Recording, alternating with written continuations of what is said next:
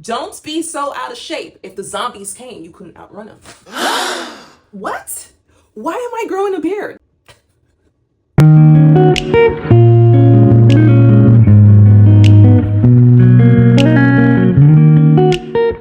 It's like 4 in the afternoon and I'm about to do my skincare, and I figure I would do my skincare and yap.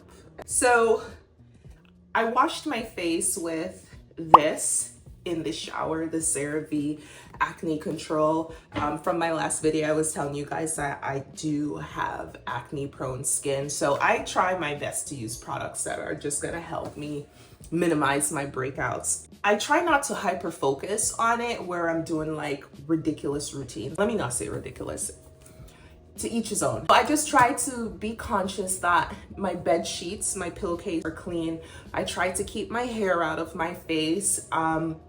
When I'm going to the gym, I try to make sure maybe I don't oil my scalp that day, or like, you know, or I wear a headband just in case I sweat. It doesn't like run into my skin. So I try to be proactive about and intentional about how my skin is affected by my environment. Today, I'm gonna be working on my blemishes. I have some rose water toner with AHA and BHA inside of it. It's super gentle, it doesn't burn. Just to calm my skin down a bit. And it's still not so dry and ashy looking. Okay, so now that that's dry, you guys should probably remember this product. I have shown it maybe once or twice in my previous videos, and this is what I use to fade my dark spots. I was using it all over my face, kind of like a mask, so it would be all over my skin. But what I realized it was doing, yes, it was fading my dark spot, but it was fading my undertone as well. So my undertone became very brighter, which then made the hyperpigmentation brighter as well, if that means. They were faded, but they were still brighter. So what I've chosen to do is to give the entire face mask application a break and instead do spot treatment of this. And I have seen a difference with that. And if I feel like, you know, kind of gradually brighten my skin in totality, my entire face, then maybe I'll do a full face application. But as of right now, I'm comfortable with where my undertone is. I feel it's natural. So I kind of like do these.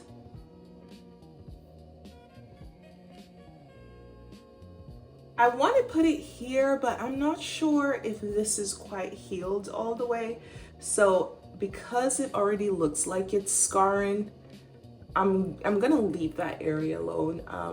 If you can see, it's like a little dark on the outside and a little red or like lighter on the inside. So I suspect that there may be thin or open skin there. So I don't want to put this on there because I don't want to scar my face. Over here, this side is my problem side. I don't know if you can see. And I'm just gonna put it all right here and like on these little random spots.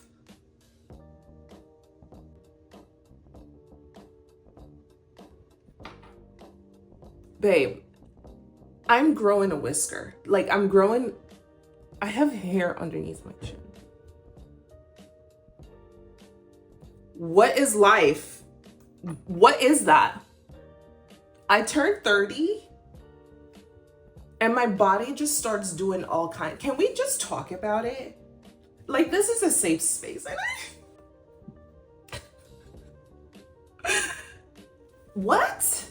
Why am I growing a beard? Small amounts of hair on your chin is natural, especially if they're thin and you're not like super thick. Now, when they start getting a little more thick, I'm not a dermatologist, but I've had enough skin issues to kind of like have done my research, speaking to professionals. So when the hair starts getting a little more thicker and a little more fuller in your jawline area and maybe even down on your neck a little bit, it's hormonal. Now, disclaimer, I'm not a dermatologist. or a person licensed in skin, please do your own research and speak to a professional. Thank you. Because in the past I've had hormonal issues and that was the contributor to my breakouts, which led me to coming off all my birth controls and just really going natural. I've seen a great improvement in my skin since. I think that was the beginning of my skincare journey. So the bottle says to keep it on for about 10 minutes. Sometimes I go over a little bit depending on how sensitive my skin is. If you have sensitive skin, I highly recommend that you follow the instructions on the bottle.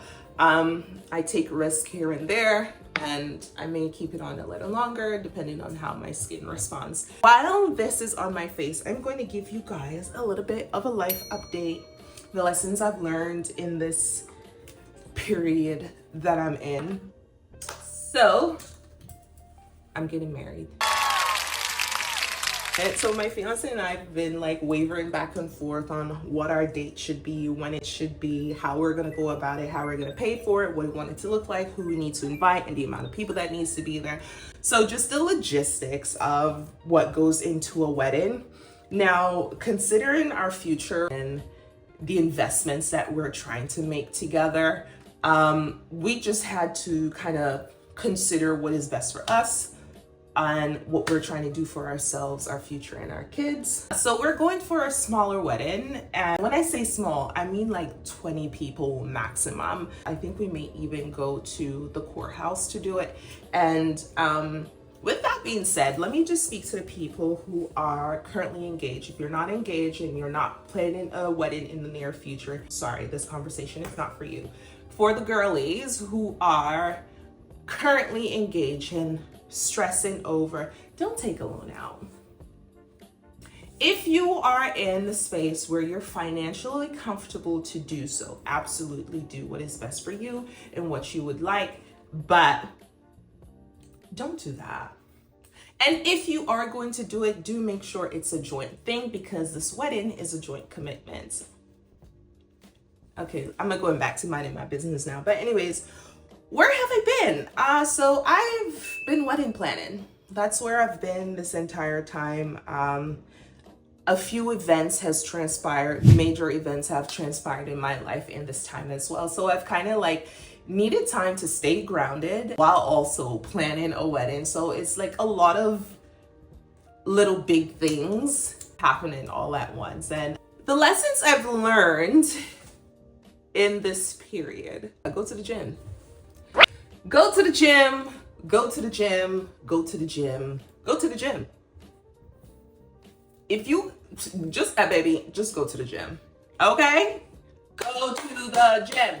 There's many reasons I can sit here and tell you as to why you need to be in the gym, but the only one that comes to my mind right now is don't be so out of shape. If the zombies came, you couldn't outrun them.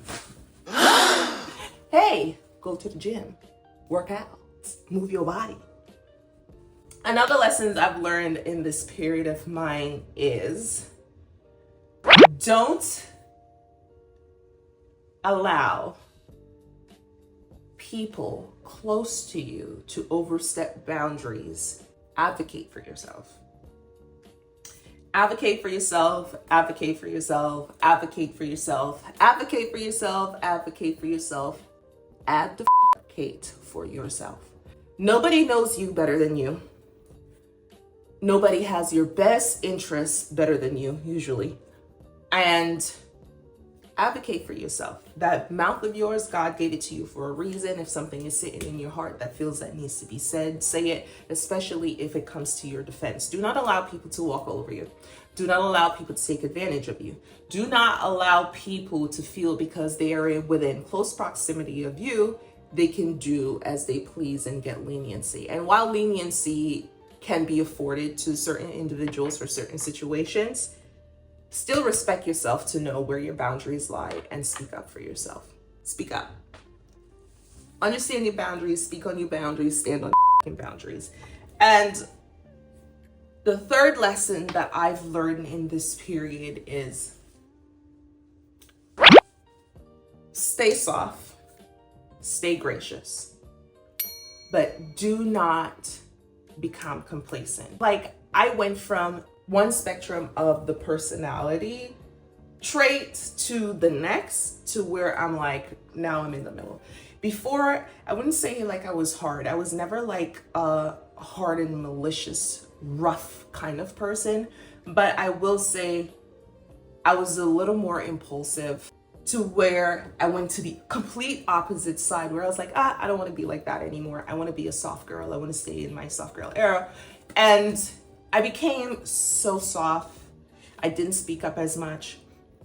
You know, like I tried my best to stay in the background. Even if I felt like I wanted to say something, I didn't really. And it low-key turned into me becoming a people pleaser. Now, I absolutely love you, but try me. Now, with that being said, I'm going to clean my face. I think it's been well over 10 minutes, may or may not have been, I'm not sure, but yeah, I'm ready to get out the mirror. I'm ready to clean this off and go get the... my timer is going on. Ooh! That she looks so juicy. Sorry, I had to go turn that off really quick. So what I'm going to do now is I'm going to wash this off my face and then actually do my skincare. So this is what my skin looks like after I've washed it. You're not going to see much of a difference right now, maybe, I don't know. Personally, I can't tell, but I know with gradual use, I do see a big difference in where there's sometimes I look in the mirror and I just like crash the out, because who am I? So now that I've washed my face, I'm gonna go back in again with my toner from Butter. Splash that all over my face, give it a little time to dry.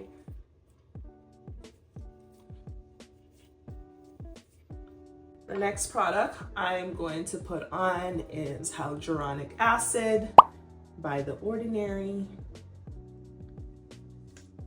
I try not to use too many products, and I try to let products dry in between application.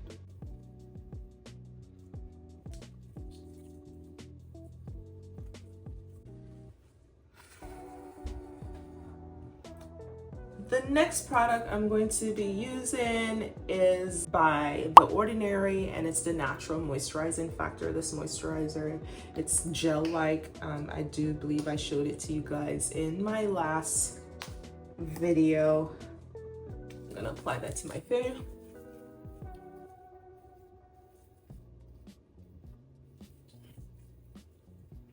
And the last product I'm going to apply is my milk-based moisturizer by Ilia. And sometimes I contemplate putting on this and then applying this, but I think I would like this on my skin first and then put this to kind of like seal it in. That's my theory as to why I choose that order of application. And that's what the milk base looks like.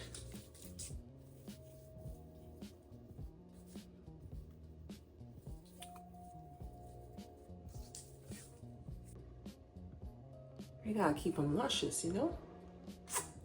This is literally all the products I used. What's that? That's 5 products.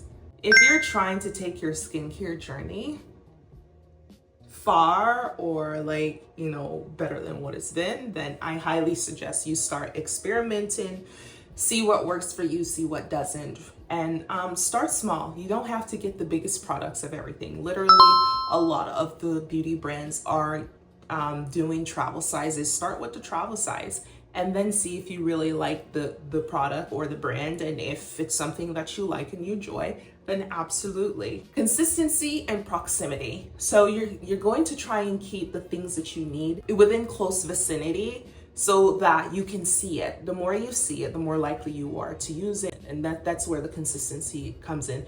You do it repeatedly, you create a routine for yourself, and you just continuously use the product the way it's intended, and hopefully you will see some improvement in your skin. I am so happy with, I can't tell you how much of a confidence booster my skin is. That's it, babe. Thank you for being here. Do like, share, and subscribe, and until the next time.